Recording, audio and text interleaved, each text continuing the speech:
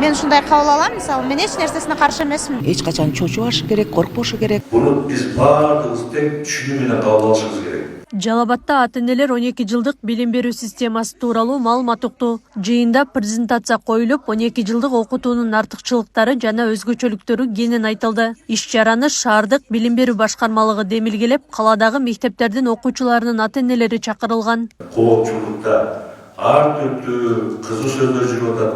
Бирөөсү жагат десе, бирөөсү жакпайт деп. Буну биз баардыгыбыз тең түшүнүү менен кабыл алышыбыз керек. Бул биздин жалпыбыздын максатыбыз болуш керек.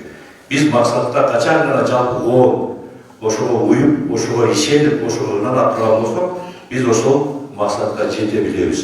Ошол келечектеги муундарыбыз ушул мектепте окуп жатканда ар түрдүү кесиптин ээси, дүйнөлүк заманбап билим берүү системасына тең ата болуп, келечекте Кыргызстанда мыкты кызмат өтөт деген терең ишеничибиз бар.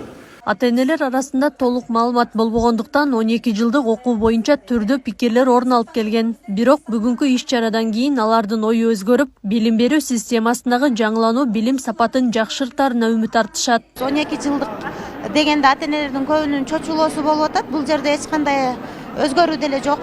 Себеби 1-классты биз садиктен бүтүрүп атсак деле, сразу мектепке 2-класска отургузгандай эле да.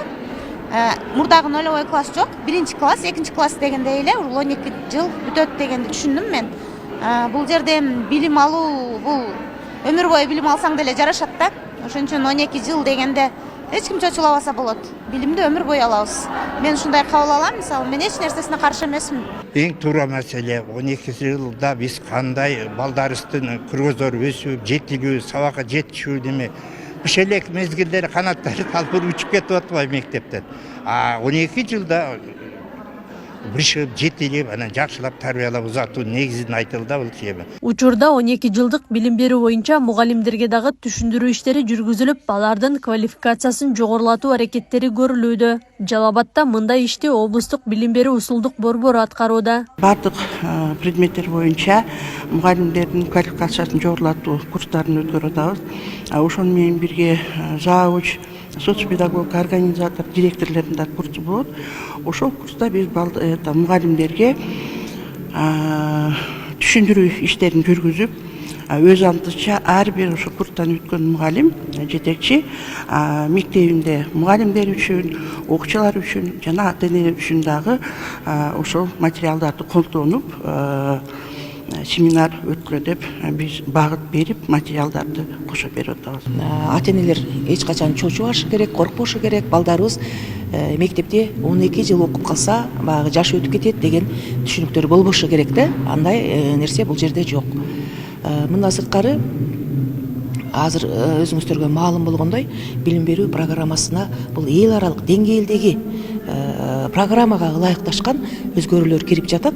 Демек, биздин балдарыбыз ошол 1-класска келгенден тартып эле эл аралык деңгээлдеги билимге ылайык окутууну кабыл алышат. Азыркы учурда ата-энелерге туура кабыл алып атышат көпчүлүгү, себеби бул жерде кесиптик багыт берүү дагы камтылып атат. Ошого байланыштуу ата-энелер аябай туура кабыл алып атышат. Анткени ата-энелерге балдарынын ошо кесипке багыт берүүсү, 12 жылдыкка билим алуусу, кээ бир ата-энелер ошол чет мамлекеттерге окутуусу келген ата-энелерибиз көп.